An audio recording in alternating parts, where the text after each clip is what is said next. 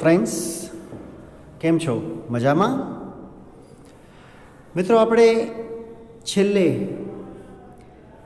Indirect સ્પીચની વાત પૂરી કરી. હવે આજે આપણે શરૂ કરવો છે એક એવો ટૉપિક કે જે કંઈક અલગ જ છે. અત્યાર સુધી તમે ક્યારેય એનો અભ્યાસ કર્યો નથી, અથવા તો એ શું છે એ કદાચ તમને બહુ ખબર નથી. આપણે 9મા ધોરણમાં આ ટૉપિકની થોડી વાત કરી હતી, થોડી ચર્ચા કરેલી હતી, પણ એ માત્ર 10% કહી શકાય એટલી જ વાત હતી. હવે આપણે આ ટૉપિકને થોડો વધારે વિગતવાર સમજવો છે. તમારી સ્ક્રીન ઉપર તમને દેખાય છે ફંક્શન્સ એવું લખેલું. હવે આ શું છે બરાબર સમજીએ. આમ તો અંગ્રેજી ભાષામાં સામાન્ય રીતે આપણે ફંક્શન શબ્દનો અર્થ સમારોહ કે એવું કંઈક કરીએ. એન્યુઅલ ફંક્શન અમારી શાળાનું, અથવા તો કોઈ પણ જગ્યાએ ફંક્શન છે એવું આપણે કહીએ. પણ આ ફંક્શન શબ્દનો બીજો એક અર્થ છે કાર્ય, કામ. આપણે જે કાર્ય કરીએ છીએ એને પણ એક પ્રકારનું ફંક્શન કહી શકાય. તો હવે કદાચ તમને એવો વિચાર આવે કે કાર્ય અને આ ઇંગ્લિશ ગ્રામરને અત્યારે વળી શું સંબંધ છે? મિત્રો, આપણે કોઈ પણ ભાષાનો ઉપયોગ કરીએ ને તો એ ભાષાનું વાક્ય કાં તો આપણે બોલીએ અને કાં તો આપણે લખીએ. તો બોલતી વખતે કે લખતી વખતે આપણે જે કંઈ વાક્ય રજૂ કરીએ છીએ એ રજૂ કરવા પાછળ આપણો એક ચોક્કસ હેતુ હોય છે, કોઈ ચોક્કસ કારણ હોય છે, કોઈ ચોક્કસ ધ્યેય હોય છે. આપણે અમુક વસ્તુ બતાવવી છે એટલે અમુક પ્રકારનું વાક્ય બોલીએ છીએ. બીજા કોઈ પ્રકારની વસ્તુ બતાવવી છે તો આપણે બીજું કંઈક વાક્ય બોલીએ છીએ. તો દરેક વાક્ય એક ચોક્કસ ભાવ સૂચવે છે, ચોક્કસ અર્થ સૂચવે છે, અને એ ભાવ કે અર્થ જે સૂચવતું હોય વાક્ય, એને એ વાક્યનું કાર્ય કહેવાય. ઇંગ્લિશમાં એને એ વાક્યનું ફંક્શન કહી શકાય. મતલબ કે કોઈ પણ વાક્ય આપેલું હોય તો આપણને એવો વિચાર આવવો જોઈએ કે આ વાક્યનું ફંક્શન શું છે, આ વાક્યનું કાર્ય શું છે, અથવા તો કયા ફંક્શનનો આમાં નિર્દેશ થયેલો છે કે કયું ફંક્શન આમાં સૂચવાયેલું છે.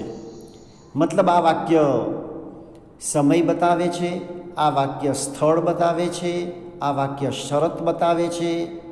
શું બતાવે છે? એ જે કંઈ હોય એને જે તે વાક્યનું ફંક્શન કહી શકાય. બરાબર સમજજો. તમારે જે કરવાનું છે એ કંઈક આવું છે કે આપેલું વાક્ય કયું ફંક્શન સૂચવે છે એ ઓળખી કાઢવાનું છે.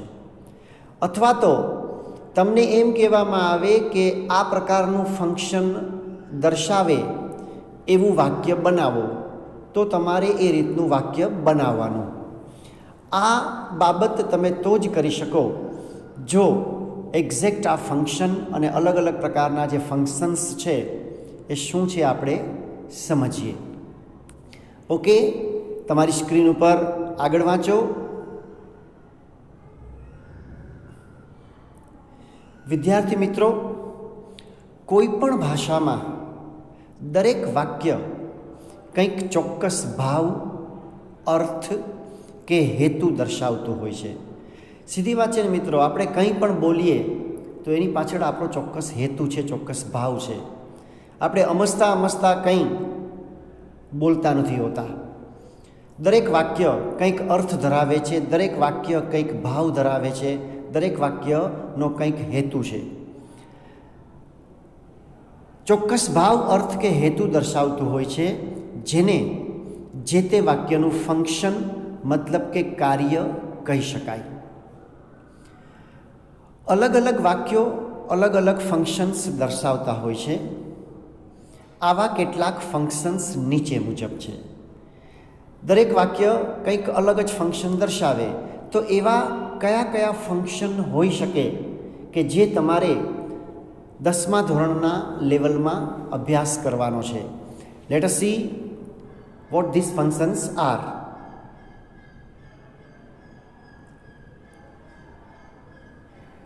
દરેક ફંક્શન છે એ બોલ્ડ અક્ષરે લખેલું છે, બરાબર જોજો. ટાઈમ.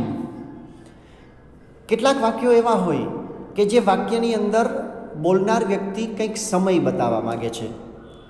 કોઈ પણ ક્રિયા એ વાક્યની અંદર બતાવેલી હોય તો એ ક્રિયાનો સમય આપણે દર્શાવવા માગતા હોઈએ તો એ વાક્યનું ફંક્શન છે એ ટાઈમ બતાવે છે એવું એનું ફંક્શન થાય. હવે એ ટાઈમમાં પણ અલગ અલગ વસ્તુ હોય. પોઈન્ટ ઓફ ટાઈમ, પીરિયડ અથવા તો ડ્યુરેશન ઓફ ટાઈમ અને સ્પેસિફાઈંગ ટાઈમ. આ દરેક ફંક્શનના દરેક પેટા જે પ્રકાર અંદર આવે છે એની આપણે વિગતવાર ચર્ચા 1 by 1 કરવાના જ છીએ. અત્યારે તો માત્ર આ લેક્ચરમાં આપણે કુલ ફંક્શન્સ તમારે કયા અને કેટલા જોવાના છે એની યાદી જોઈ લઈએ. સેકન્ડ ફંક્શન છે પર્સન. મતલબ વાક્યની અંદર કોઈ વ્યક્તિની વાત થઈ હોય તો એ જે ફંક્શન છે વાક્યનું એ વ્યક્તિની વાત કરે છે એવું ફંક્શન છે. થિંગ, કોઈ વાક્યની અંદર કોઈ વસ્તુ વિશે વાત થયેલી હોય, એ વસ્તુનું કંઈક વર્ણન કરવામાં આવેલું હોય તો એને આપણે એ જે તે થિંગ, જે તે વસ્તુને ડિસ્ક્રાઇબ કરે છે વાક્ય, ડિસ્ક્રાઇબિંગ થિંગ એવું એનું ફંક્શન કહી શકાય. પ્લેસ, કેટલાક વાક્યની અંદર કોઈ સ્થળનું વર્ણન હોય તો એ ડિસ્ક્રાઇબિંગ પ્લેસ એનું ફંક્શન છે એવું કહી શકાય. લોકેશન, કોઈક વાક્યની અંદર કોઈક સ્થળનું વર્ણન હોય તો આપણે એને ડિસ્ક્રાઇબિંગ પ્લેસ કહીએ. પણ ઘણી વખત વાક્યમાં કોઈ ચોક્કસ ક્રિયા થાય છે તો એ ક્રિયાનું લોકેશન કયું, એનું સ્થળ કયું, તો એ દર્શાવતું જો વાક્ય હોય તો આપણે એ વાક્યનું ફંક્શન લોકેશન બતાવતું વાક્ય છે એવું કહી શકાય. મતલબ કે એ વાક્ય છે એ સ્પેસિફાઈંગ લોકેશન, લોકેશનને સ્પેસિફાઈ કરે છે એવું એ કહી શકાય. નેક્સ્ટ, ઇન્ક્વાયરી એઝ નેચર અને મેકિંગ ઇન્ક્વાયરી એવું લખેલું છે. મતલબ કેટલાક વાક્યો એવા હોય કે જેમાં કંઈક આપણે ઇન્ક્વાયરી કરતા હોય, જેમાં કંઈક આપણે પૂછપરછ કરતા હોઈએ તો એ વાક્યનું ફંક્શન શું છે, એ વાક્યનું કાર્ય શું છે? મેકિંગ ઇન્ક્વાયરી, પૂછપરછ કરવી એ વાક્યનું કાર્ય છે અથવા તો ફંક્શન છે. કાઉન્સમાં તમને ઇન્ક્વાયરી એઝ નેચર એવું પણ લખી શકાય. ત્યાર પછીનું ફંક્શન એક્શન. કેટલાક વાક્ય એવા હોય કે જેમાં કોઈ ચોક્કસ એક્શન, કોઈ ચોક્કસ ક્રિયાનું વર્ણન થયેલું હોય તો એ ક્રિયાનું વર્ણન કરતું જે વાક્ય હોય તો એ વાક્યનું ફંક્શન છે એ જે તે એક્શનને, જે તે ક્રિયાને વર્ણવે છે એટલે ડિસ્ક્રાઇબિંગ એક્શન એમ કહી શકાય. પ્રોસેસ, ડિસ્ક્રાઇબિંગ પ્રોસેસ એવું લખેલું છે. હવે પ્રોસેસ એટલે ખરેખર તો પ્રક્રિયા. પ્રક્રિયા મતલબ કોઈ એક ક્રિયા પછી બીજી ક્રિયા પછી ત્રીજી ક્રિયા એમ ક્રમમાં ચાલે રાખે, ક્રિયાઓનો સમૂહ 1 by 1 કોઈ એક પ્રક્રિયાના ભાગરૂપે થાય તો એવું કંઈ જો વાક્યમાં બતાવેલું હોય તો એને એ વાક્યનું ફંક્શન ડિસ્ક્રાઇબિંગ પ્રોસેસ છે એવું કહી શકાય. રીઝન, ગિવિંગ રીઝન અથવા તો શોઈંગ રીઝન. કોઈ વાક્ય એવું હોય કે જેની અંદર કોઈ બાબતનું કારણ આપેલું હોય, કોઈ ક્રિયાનું કારણ આપેલું હોય, કોઈ પરિસ્થિતિનું કારણ આપેલું હોય તો એ વાક્ય છે એનું કાર્ય કારણ દર્શાવવું એ એનું કાર્ય છે. કારણ આપવું કે કારણ બતાવવું, ગિવિંગ અથવા તો શોઈંગ રીઝન એને એનું ફંક્શન કહી શકાય.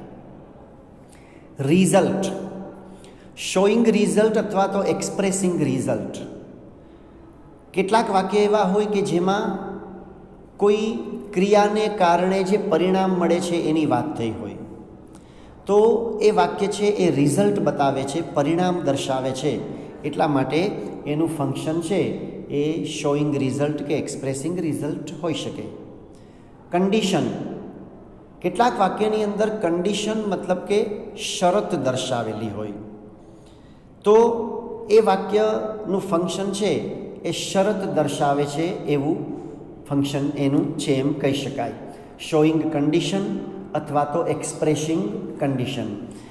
શો એટલે બતાવવું એ તમને ખબર છે, એક્સપ્રેસ એટલે વ્યક્ત કરવું. એ શરત વ્યક્ત કરે છે અથવા તો શરત બતાવે છે. બધી વાત એક સરખી છે. કોન્ટ્રાસ્ટ, કેટલાક વાક્યો એવા હોય કે જેની અંદર એક પ્રકારનો કોન્ટ્રાસ્ટ બતાવેલો હોય, એક પ્રકારનો વિરોધાભાસ બતાવેલો હોય, તો એ જે વાક્ય છે એ વાક્યનું ફંક્શન શું, એ વાક્યનું કાર્ય શું, તો આપણે કહી શકીએ કે એ વાક્યનું ફંક્શન છે કોન્ટ્રાસ્ટ બતાવવું, શોઈંગ કોન્ટ્રાસ્ટ અથવા તો એક્સપ્રેસિંગ કોન્ટ્રાસ્ટ. હજુ આગળ બીજા ફંક્શન્સ છે, જોઈએ.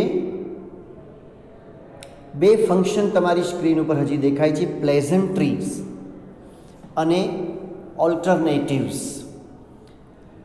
પ્લેઝન્ટ્રીમાં એકચ્યુઅલી આપણે કંઈક અભિવાદન કરીએ, હાય હલો કેમ છો કેમ નહીં, શુભેચ્છા પાઠવીએ કે એ ટાઈપનું કંઈ પણ હોય, તો એ એવું દર્શાવતું જે વાક્ય હોય એ વાક્યનું ફંક્શન શું, તો તમે એમ કહી શકો કે એનું ફંક્શન છે એ આ પ્રકારનું અભિવાદન એક્સચેન્જ કરવું. એક્સચેન્જ કરવું મતલબ કે વિનિમય કરવો, લેવડ દેવડ કરવી. તો એ જે ફંક્શન છે એને તમે એક્સચેન્જિંગ પ્લેઝન્ટ્રી એવું કહી શકો. વધારે ખ્યાલ તમને એના એક્ઝામ્પલ્સ જોશો એટલે આવશે.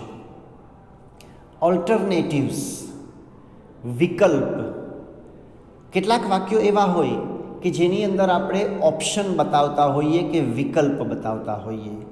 આપણે ઘણી વખત એમ કહીએ કે ભાઈ અમે કાં તો ટીવી જોઈશું ને કાં તો કોઈક રમત રમીશું. તો કાં તો ટીવી જોઈશું કે કાં તો રમત રમીશું, તો એ બે વિકલ્પ છે, બે ઓલ્ટરનેટિવ છે, બે ઓપ્શન છે, એ વાક્યની અંદર દર્શાવેલા છે. તો એ પ્રકારનું જે વાક્ય છે એનું ફંક્શન શું કહી શકાય, એનું કાર્ય શું કહી શકાય, વિકલ્પ બતાવવા, શોઈંગ ઓલ્ટરનેટિવ્સ, એવું એનું ફંક્શન કહી શકાય. તો મિત્રો, આ રીતે કોઈ પણ વાક્યનું કોઈક એક ચોક્કસ ફંક્શન હોય. ઘણીવાર તમને એવું પણ લાગે કે કોઈ એક વાક્યની અંદર એક કરતાં વધારે ફંક્શન હોય એવું તમને લાગે, પણ તમે એને જરા વધારે શાંતિથી વાંચો ને તો તમને આઈડિયા આવે કે આમાં મુખ્યત્વે કઈ બાબત ઉપર ભાર મૂકેલો છે, અને એ જે બાબત હોય એને જે તે વાક્યનું ફંક્શન આપણે સમજવાનું છે. ઓકે ફ્રેન્ડ્સ, તો આ બધા જ ફંક્શન્સ જે છે એના એક્ઝામ્પલ્સ સહિત આપણે નેક્સ્ટ લેક્ચરમાં વાત કરીશું. દરેક ફંક્શનની થોડીક સમજૂતી પણ જોઈશું અને એના પછી તરત જ એના કેટલાક એક્ઝામ્પલ્સના સેન્ટેન્સીસ જોઈશું, જેથી તમને વધારે આઈડિયા આવે. એક વસ્તુ મિત્રો બરાબર સમજી લેજો કે કોઈ પણ ભાષા આપણે અમસ્તી નથી વાપરતા. કોઈ પણ વાક્ય બોલવા પાછળ ચોક્કસ હેતુ હોય છે. અત્યાર સુધી તમે જે લેંગ્વેજ શીખો છો, ઇંગ્લિશ શીખો છો, એમાં આપણે એક જ કામ કરતા આવ્યા છીએ મોટે ભાગે. આપણી ભણવાની સિસ્ટમ પ્રમાણે, આપણી ઇન ધ સેન્સ માત્ર આપણી સ્કૂલની વાત નથી કરતો, પણ જનરલ જે એજ્યુકેશન સિસ્ટમ છે એની વાત કરું છું, કે આપણે વ્યાકરણ શીખીએ અને વ્યાકરણ પ્રમાણે ભાષા કેમ ચાલતી હોય એ શીખતા જઈએ છીએ. પણ ખરેખર કોઈ પણ ભાષા છે ને એ વ્યાકરણ પ્રમાણે ચાલતી નથી. ભાષા તો ઓરિજિનલ ભાષા છે જ. એ ભાષા કેવી છે એના ઉપરથી આપણે એનું વ્યાકરણ નક્કી કરતા હોઈએ છીએ. પણ ખરેખર કોઈ પણ ભાષા છે એ વ્યાકરણ માટે વાપરીએ છીએ? ના. એ ભાષા છે એનો ઉપયોગ આપણે કોઈ ચોક્કસ ભાવ, અર્થ કે હેતુ દર્શાવવા માટે વાપરીએ છીએ. અને એટલે જ ફંક્શન જે છે એ ભાષા માટે બહુ જ અગત્યની બાબત છે. કોઈ પણ ભાષા શીખવા માટે ફંક્શન બેઝડ, ફંક્શન ઉપર આધારિત જો એ ભાષાને આપણે શીખીએ તો એ ભાષા વધારે સારી રીતે અને કાયમ માટે ટકે એવી રીતે આપણે એને શીખી શકીએ છીએ. ખાસ કરીને જ્યારે કોઈ વિદેશી ભાષા શીખતા હોઈએ અથવા તો આપણી માતૃભાષા સિવાયની કોઈ ભાષા શીખતા હોઈએ ત્યારે આપણે આ રીતે જો ભાષાને સમજવાની કોશિશ કરીએ તો એ વધારે સારું રહેશે. એક વસ્તુ, એક પાયાની બાબત ખાસ ધ્યાન રાખજો. ભાષા છે એ ગ્રામર પ્રમાણે નથી ચાલતી. ભાષા, દરેક ભાષાનું એક ચોક્કસ, એના વાક્યોનું ચોક્કસ ફંક્શન હોય છે. તો એ બાબત માટે આપણે ભાષાનો ઉપયોગ કરવાનો છે અને એ આપણે સમજવાનું છે. ઓકે ફ્રેન્ડ્સ, તો આના એક્ઝામ્પલ્સ આપણે નેક્સ્ટ લેક્ચરમાં જોઈશું. ત્યાં સુધી આ વિડીયો બરાબર સાંભળજો, કારણ કે થોડી નવી બાબત છે તમારા માટે, એટલે એને સમજવાનું જરા શાંતિથી છે. વધારે સમજણ તમને એક્ઝામ્પલ્સ જોયા પછી આવશે. ત્યાં સુધી આનો અભ્યાસ બરાબર કરો. Okay friends, good bye, stay safe and take care.